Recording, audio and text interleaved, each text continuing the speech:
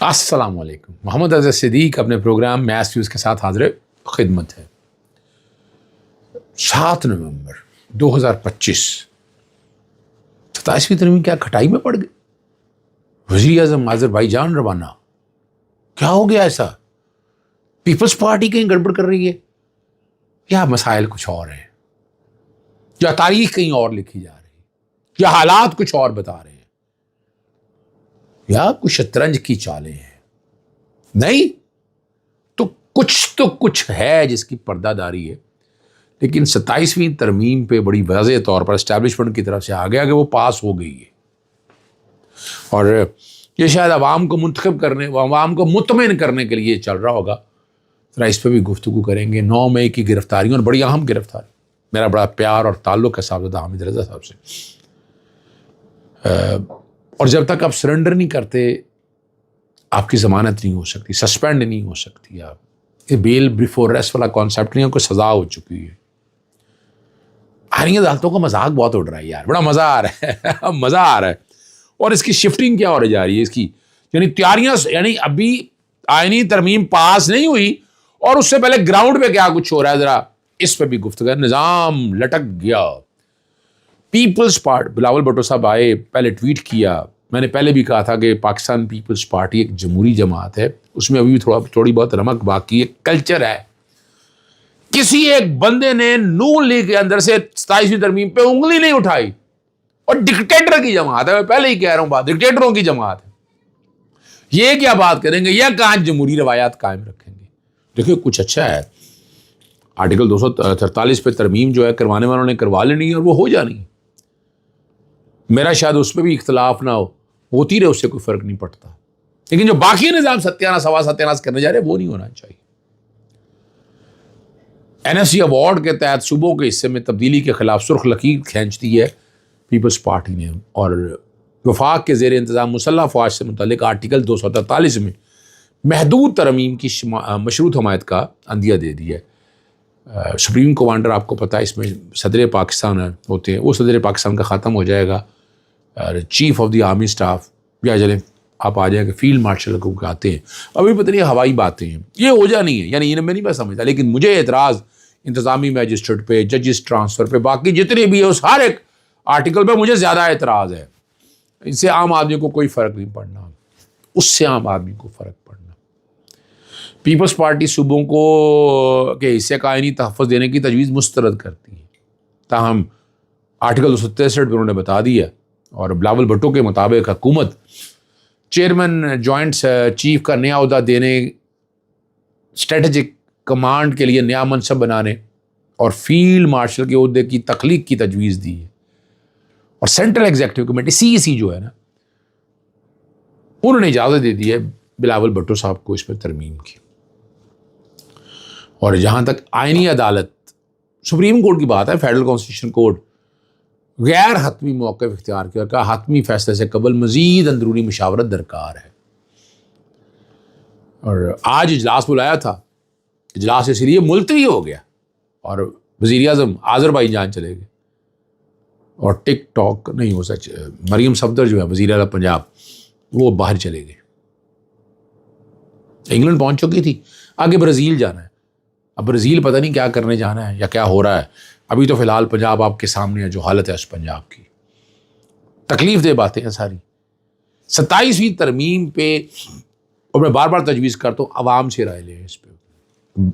وکلا آئے، civil society آئے، جرنلسٹ آئے، ان سب کو اکٹھا کریں، ان سے رائے درکار کریں کہ کیا کہتے ہیں. سنی اتحاد کونسل کے چیئرمین ہمارے دوست صاحبزادہ حامد رضا اسلام آباد پولیس نے گرفتاری دے دینی تھی. انہوں نے پورا بتایا کہ کہاں رہے ہیں، کدھر رہے ہیں. انہوں نے ساری چیزیں آپ کے سامنے کلیئر کی ہیں. اور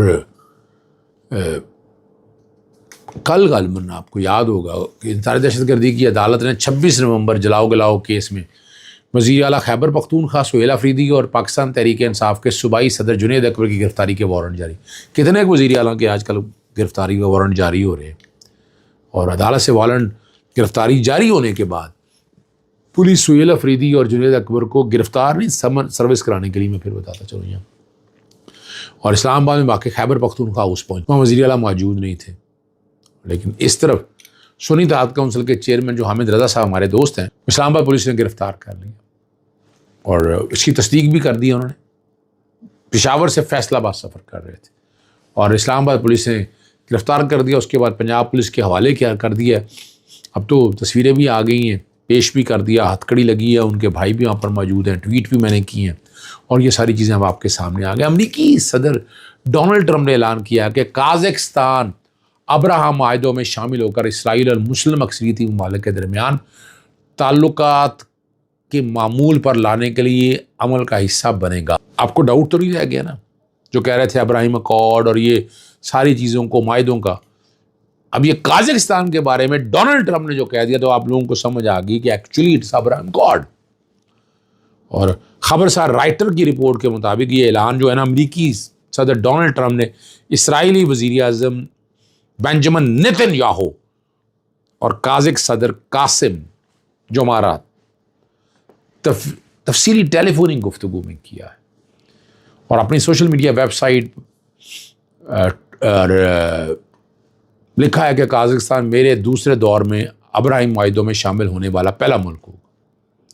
ہم جلد ایک دستخطی طریقہ اعلان کریں گے تاکہ اسے باضابطہ شکل دی جائے اور بہت سے مزید ممالک اس طاقتور کلب میں شمولیت اختیار کرنے کے لیے قطار میں کھڑے ہیں۔ سمجھ لیں کیا کمپرومائز ہو گیا، کیا چیزیں ساری سمجھ آ گئی۔ اب آپ لوگوں کے سمجھ میں تو آ جانی چاہیے، لیکن تصویر کے دوسری طرف چلتے ہیں۔ پاکستان کے اندر آئینی ترمیم کے تحت وفاقی آئینی عدالت کے قیام کی تجویز، اب ساری نظریں جو ہے نا وہ سپریم کورٹ کے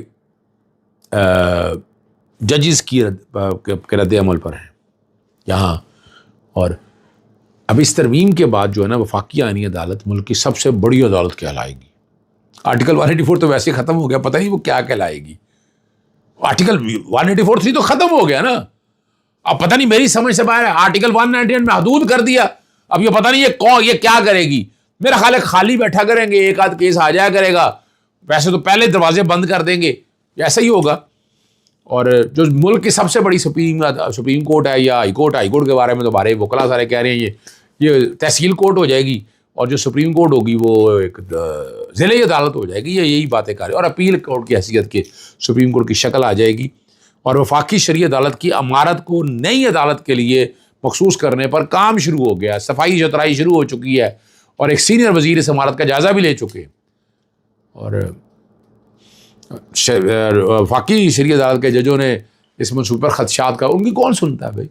اس کے لیے انہوں نے اسلام آباد ہائی کورٹ، یعنی کہاں اسلام آباد ہائی کورٹ کا تیسرے فلور پہ وفاقی شریعت قائم کرنے کا اعلان کیا۔ آپ یہی تو ہونا ہے اور کیا ہونا ہے۔ 26ویں ترمیم اور 27ویں آئینی ترمیم کچھ ججوں کی حمایت کے بغیر ممکن نہیں تھی اور سابق چیف جسٹس قاضی عیسائی کہوں گا، فائز کیا ہے، چلیں بہرحال ہم خیال ججوں کے سال عدالتی فیصلے کے ذریعے 26ویں آئینی ترمیم کی راہ ہموار کی۔ سپریم کورٹ واضح طور پر دو گروپوں میں تقسیم کرائی۔ اس کا آرکیٹیکٹ جو ہے نا وہ قاضی عیسائی ہے اور حکومت موجودہ عدالتی سیٹ اپ اور اس کی کارکردگی سے مطمئن دکھائی دیتی۔ اسٹیبلشمنٹ بھی نا حکومت کا تھوڑا کریں۔ 27ویں ترمیم مرحلہ وار آگے بڑھے گی۔ 10 دن اگلے بہت اہم ہے اور چیف جسٹس یحییٰ فریدی، آئینی بینچ کے ججز امین الدین خان، جسٹس جمال مندوخیل، جسٹس محمد علی مظہر کا کردار بعض فیصلہ کن ہو اور 27ویں ترمیم کا بل پیش ہونے کے بعد توقع ہے کہ یہ ججز اٹارنی جنرل سے اس کا مساودہ طلب کر کے اس کا جائزہ لیں۔ ہنسو آئی بات، عدالتی حلقوں میں اس پیش رفت پر گہری نظر دکھی جا رہی ہے۔ اور یہاں ایک اور بڑا زبردست آیا سپریم کورٹ میں یعنی سپریم کورٹ میں فیصل صدیقی اور ججز کا دلچسپ مکالمہ ہوا۔ فیصل صدیقی نے کہا وہ وفاقی شرعی عدالت کی عمارت میں کھڑے ہو کر دلائل نہیں دینا چاہتا اور سوال اٹھایا اگر عمارت لینا ہی مقصود تھا تو وہی کیوں؟ اور یہ سن کر بینچ کے ججز مسکرا دیے۔ جسٹس جمال مندوخیل نے مسکراتے ہوئے کہا کہ رات ان کے حق میں پیش رفت ہوئی ہے۔ اس پر فیصل صدیقی نے اعتماد سے کہا کہ سپریم کورٹ کا کچھ نہیں بگاڑا جا سکتا۔ ججز نے جواب دیا اگر ایسا یقین ہے تو پھر تشویش کیوں ہے؟